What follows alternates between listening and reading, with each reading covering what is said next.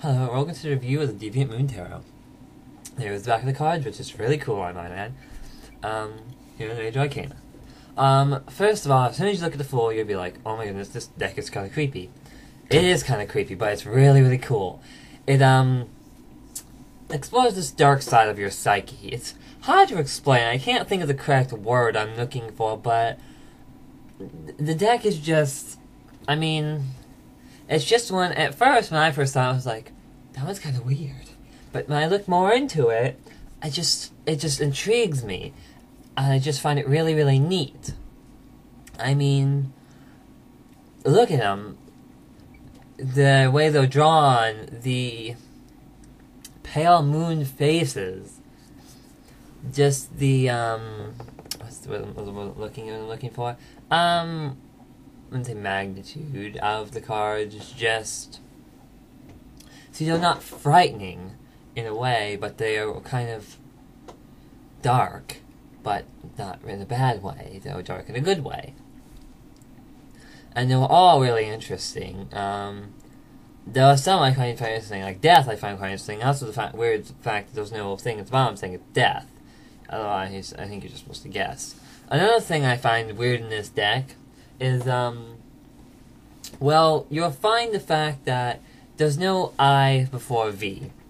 Or, here's what I mean. See, in all the cards that are usually like 9 or 19, they're all going to be V, I. Like even here in the Sun. It's normally V, X, IX for the Sun, for 19, or for 9, it's IX. All these cards are like that except for one. The Nine of Pentacles, here's the Minor Arcana, by the way, and the Wand. Nine of Pentacles is IX, the only one like that in the entire cards. Don't know why, it just is. Here are the Minor Arcana in the Wands in this one.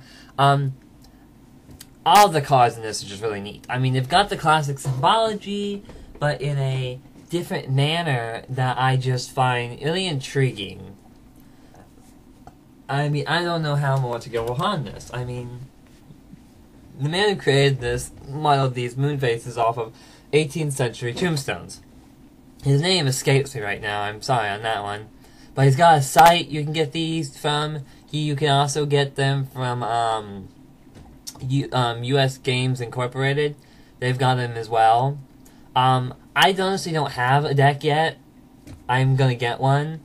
The card images you see, I actually got off of, originally I was trying to find them off another site where I find a lot of them, but I actually went to the creator's Facebook and found pictures of each of the cards. Because I'm one of those ones, I like to know what the cards look like a lot before I get them. I'm not one that usually known to jump into it. Here's the cups, by the way.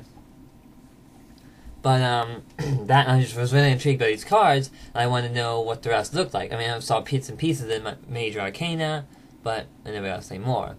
And now that I found it, I'm really glad I did, because, I cannot stress how neat these cards are, honestly.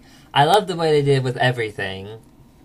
Just the people's faces, the way they look, the strange manner in which some of them do things. They've got the normal symbology that they're supposed to have in them, and yet they've got more. And they've got this neatness about them that it's just hard to say. Let's see. Another thing you might commonly see a lot in these cards is those fish. I'm not sure the story of those random fish you may see flopping around, but it starts in the Fool, and you'll see them in several other places. I don't know the point, but they just are. Anyway, and here are the swords. I like the Ace of Swords. It is really neat. Some of my favorite cards, which you saw was the Death. I like this one a bit too, the Two of Swords. My actual favorites would be Death, the Ace of Pentacles, and the Two of Pentacles. The Ace is just really neat, the way they did it. And Two of Pentacles, which, not just me, a lot of people, when I saw the Facebook for these cards, had commented on the Two of Pentacles, loving it. They said it's their most favorite card in the entire deck. Honestly, I don't know why, but I like it too. It's just a really neat portrayal. You'll see it when you get there. Any more I can say? Well, one, I really recommend buying these cards. I mean, I've seen other reviews about them on Facebook, and partly I made most of my reviews so you can see the cards when I make the review, and not just have the deck and show my favorites. Like this one guy did, who I just really don't like his review. It's just really dumb. This is a much better review. And here are the Pentacles, as you're about to do, yes. And you'll see my other favorite cards, the Ace. See, really cool. I love the Black Dragon. I love the Pentacle. Granted, it's upside down, but still, it's really cool. And then the Two of Pentacles, everyone's favorite card.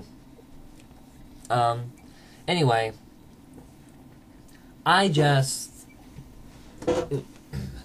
suggest these cards for anyone who's, like, really, I wouldn't say dark, but they just have that way about them.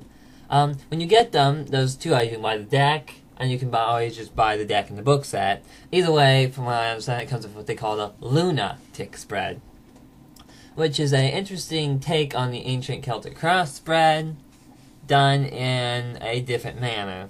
I've seen different, see how that's an IX and all the others are VIII. Anyway, all the others I've seen like explanations on the lunatic spread, but I've never seen an actual picture of it. Eventually I will find it, though. Anyway, you're seeing the courts of the Pentacles, which are kind of robotic, but I don't understand it, but either way, they're neat.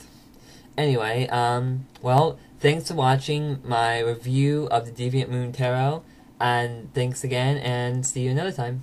Bye-bye.